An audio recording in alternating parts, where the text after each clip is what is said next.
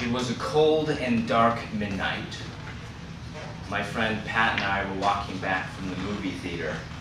We had just gotten done watching The Ring, and if you haven't seen The Ring, just think of something really scary and we'll be on the same page.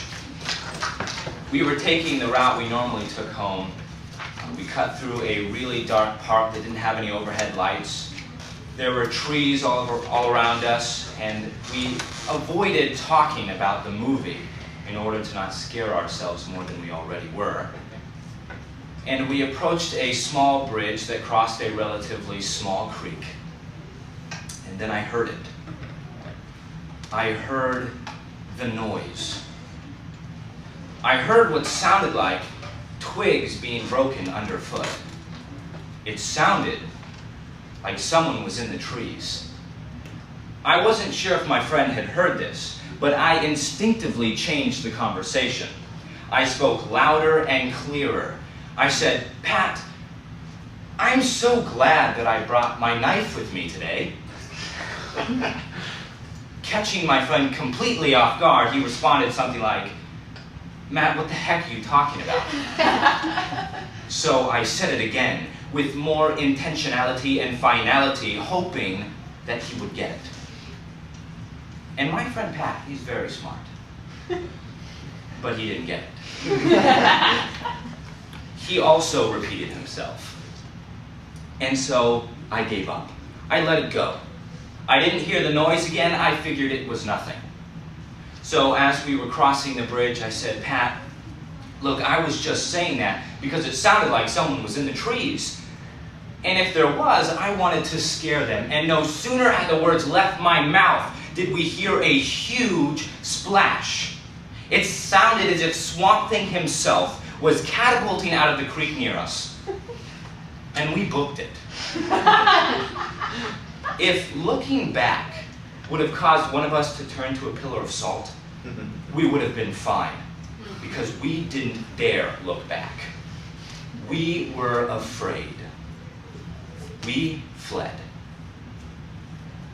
2 Timothy 2:22 says, "Flee the evil desires of youth, and pursue righteousness, faith, love, and peace, along with those who call on the Lord out of a pure heart."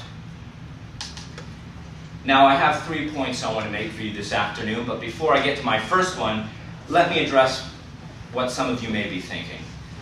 You may be wondering, now, Matt, that analogy, it doesn't really work. Avoiding sin and temptation isn't the same thing as running away because you're afraid. No, see, it doesn't work at all. Well, I think that contention is best answered by my first point, which is if we want to effectively avoid sin and temptation in our lives, we need to be afraid of sin. That's my point number one. Be afraid of sin. Now, this really needs to be explained, because it would be really strange if a rather promiscuously dressed woman were to come to me and I just flung my arms up in absolute horror and screamed Bloody Mary in her face as if I was witnessing a Texas Chainsaw Massacre. See, that's not what I'm talking about. That would just be weird. A better example would be this. I am afraid of heights. I know it's weird, I'm big and tough, but no, I'm afraid of heights. And when I find myself at a particularly high altitude, I don't scream as if I'm surrounded by the children of the corn, but I get this feeling. I get this fear that lets me know I don't want to be here. I get this fear inside me that screams, this could be dangerous. I want to leave right now. I'm afraid of heights because I am fully aware of its potential consequences. And that's how we need to be with sin. Fully aware of its potential consequences.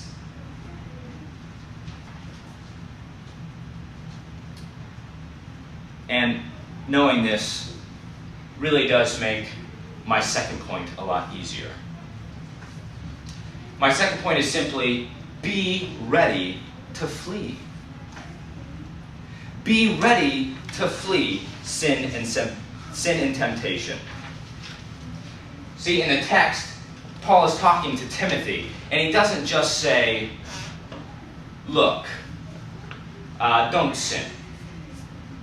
But he really says, flee sin. Flee the youthful desires.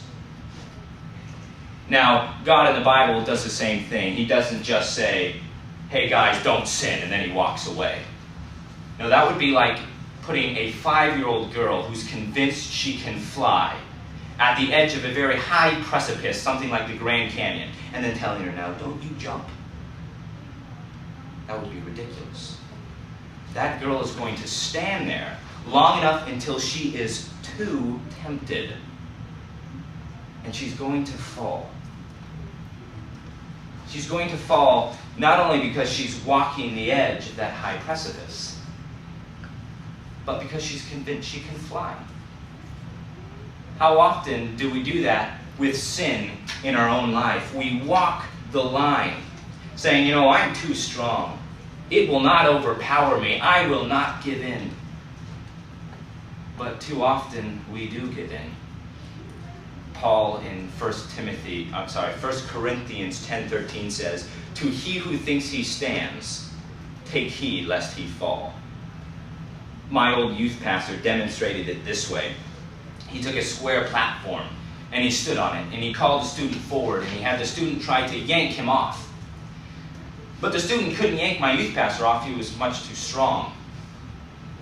And so he had another student come forward, and so there were two of them trying to yank him off the platform, but nay, he was still too strong. And so finally, he had two more people come, and so he had 4 students yanking on him from every direction, and my youth pastor fell. He was not strong enough. And that is how sin and temptation can work in our lives. And the demonstration is so true. The demonstration is so true because if sin were a person, he would have many friends. And so I'm not just saying, look, avoid every area where sin is present. That would be impossible. But what I am saying is that we need to be ready to flee sin. We need to be ready to flee sin when it has a real potential to overpower us. We need to remember that we can't fly. Parties, gossip, lust, bad movies, whatever it is, when we walk that high precipice of sin and temptation, we have the grave potential to fall. But what is so cool about my third and final point is that it really makes the first 2 points a lot easier. Paul in the text, when he's talking to Timothy, he just doesn't say, run away. He really says, run to.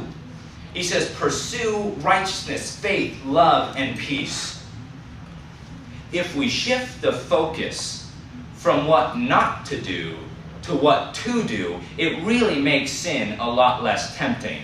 See, if you had children and you saw, let's say, your boy or girl standing at the edge of the Grand Canyon, you wouldn't be standing there, I'm so glad he is not jumping. That's great. You would say, get back over here. Get back over here. Come back to me.